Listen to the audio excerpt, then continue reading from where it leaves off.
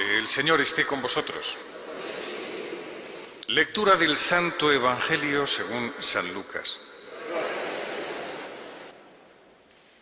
En aquel tiempo Jesús, levantando los ojos hacia sus discípulos, les dijo: Dichosos los pobres, porque vuestro es el reino de Dios. Dichosos los que ahora tenéis hambre, porque quedaréis saciados. Dichosos los que ahora lloráis, porque reiréis. Dichosos vosotros cuando os odien los hombres y os excluyan y os insulten y proscriban vuestros nombres como infames por causa del Hijo del Hombre. Alegraos ese día y saltad de gozo, porque vuestra recompensa será grande en el cielo.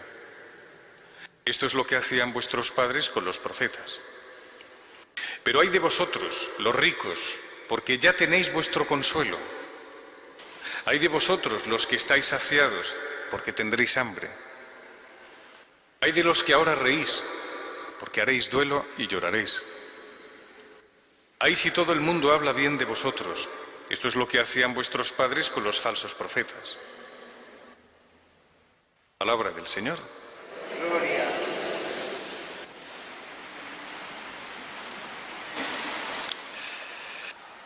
Hay una cosa que sorprende sobre todo en el Señor y que a los cristianos nos tiene más bien locos, ¿no?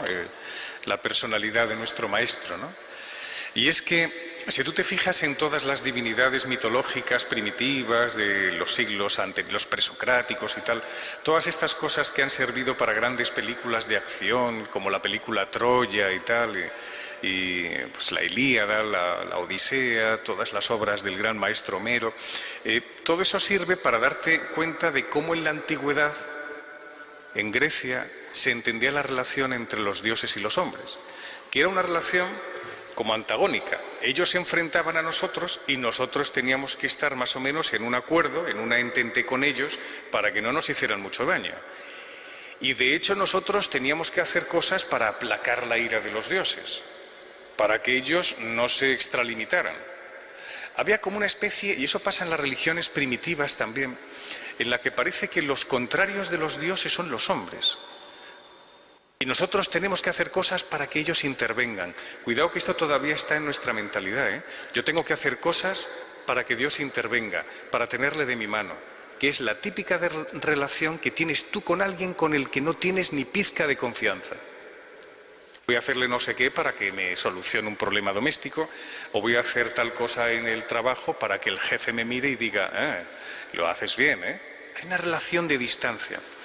Pero cuando viene el Señor, el verdadero Hijo de Dios, que viene a transformar al hombre de raíz y viene a reconocer quién es el ser humano salido de sus manos, dice: mi preocupación es el hombre, por eso Él se hace carne.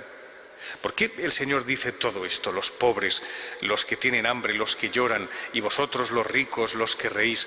Porque se da cuenta, lo primero de todo, que hay muchas desigualdades en el mundo, pero le preocupa a la gente que sufre, la gente que lo está pasando mal. No nos da una explicación del significado del mal. Ojalá todos tuviéramos un significado de por qué de repente, a la vuelta del verano, se nos ha venido un cáncer. Ojalá todos tuviéramos una explicación que no se nos va a dar. Lo único que se nos va a dar es que el Señor va a estar a nuestro lado. Eso es lo único. Es curioso, cuando yo he celebrado la Eucaristía, voy viendo a la gente, pues desde el altar más o menos se ve todo, ¿no? Y vas viendo a determinadas personas que ves cómo ha influido el verano en ellas, ¿no? Y algunas para bien, todas morenas, que han estado todas en Bora Bora, y hay otras que dices tú, Dios mío, cómo ha pasado el cáncer por ellos y toda la quimio, ¿no?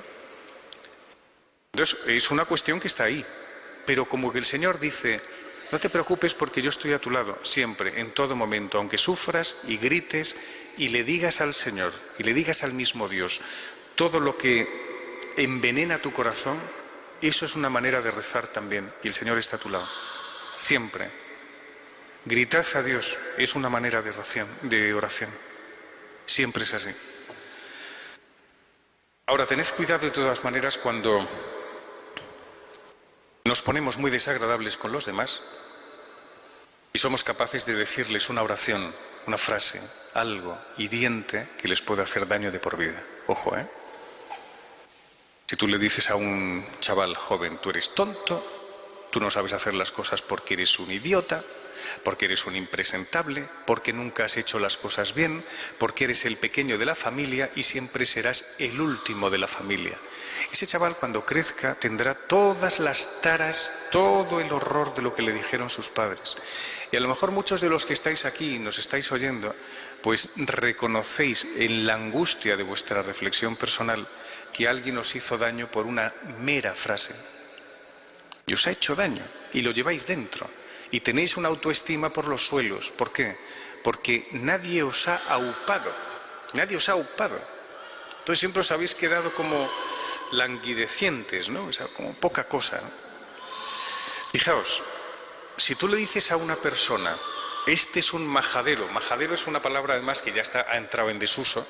La utilizaba José Luis López Vázquez en las películas españolas. Es un majadero, ¿eh? De hecho es como majadero, ya nadie dice majadero a nadie. Pero es una frase, una palabra que forma parte de nuestro acervo de los 60 y tal, ¿no? Es muy... pero fíjate, cuando tú dices a alguien, insultas a alguien, estás insultando a una criatura salida de las manos de Dios. Lo primero de todo. Una criatura en la que Dios ha puesto toda su pasión, que Dios es un ser pasional, todo su entusiasmo, todas las ganas en una persona que tú te la borras en una frase.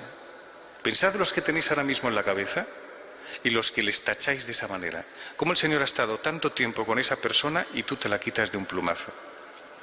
Yo creo que si una persona es un artista y lleva 6 años trabajando en un cuadro para hacer una obra de arte y luego exponerla en un museo, cuando tú pasas delante de esa obra requiere un tiempo. Tú no puedes despachar esa obra diciendo qué mamarrachada, qué cosa más fea e irte a otro lado. El tiempo que ha dedicado el artista, las privaciones de comida, el tiempo exclusivo, las noches dándole vueltas a cómo iba a hacer la composición de la iglesia, del cuadro, de tal. O sea, todo eso, y nosotros nos lo quitamos de encima. Qué fragilidad la del ser humano y qué frivolidad la del ser humano. Cómo somos capaces de hacer las cosas tan de repente y tan inconscientemente. Es tremendo, ¿eh? Esto hace mucha pupa, ¿eh? Por eso, si en un museo la condición del respeto, atención, que esta es una frase que podemos meditar, ¿no? Si en un museo la condición del respeto es la detención, que tú te detengas delante de una obra, que te detengas, lo mismo pasa con las criaturas de Dios. El mínimo respeto está en la detención, como Dios se detuvo con cada uno para hacer una criatura hecha a imagen y semejanza de Él. Fijaos lo que os digo, ¿eh? Necesitamos volver a detenernos delante de la gente a la que hemos acribillado con nuestras críticas. Tenemos que poner manos a la obra. Y termino con una cosa que siempre hacemos, y yo creo que hacemos bastante mal, que somos más pobrecitos en esto, más pobres, en el tema de las correcciones. ¿Quién de vosotros sabe corregir a alguien? ¿Quién de vosotros sabe corregir a alguien? Sí, es que tenemos que saber corregir a los demás. Un momento. Que cuando uno corrige a alguien está metiendo un kilotón de vanidad. Porque a uno se le suben los humos y cuando corrige dice, yo estoy aquí como el que enseña y tú estás ahí como el que escucha y calla. Es una posición que se coloca en el que corrige y el que es corregido. Además, cuando uno corrige repite mucho, ¿no? Has hecho mal, porque el otro día me dijiste que me ibas a llamar y no me llamaste. Y eso refleja que tú no estás en la vida. No solamente estás distraído, es que te importan las cosas un rábano. Y esa frase la repetimos 1000 veces. El otro día tenías que haber llamado y te importan las cosas un rábano. Y el otro te dice, bueno, ya me lo has dicho una vez. Esto siempre es así en las correcciones. Entonces, claro, imaginaos Dios que está asistiendo a este partido de tenis absurdo entre una persona que se quiere comer a la otra. Hay que utilizar la corrección del Señor. ¿Cómo corregía al Señor? La fuente está en Él mismo.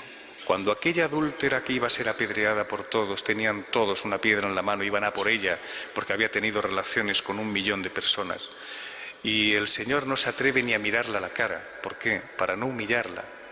Y la corrige desde el silencio y desde el no mirarla. Y hace un dibujo en el suelo y le dice, ya has visto que nadie O sea, empieza por el contrario, nadie te ha condenado.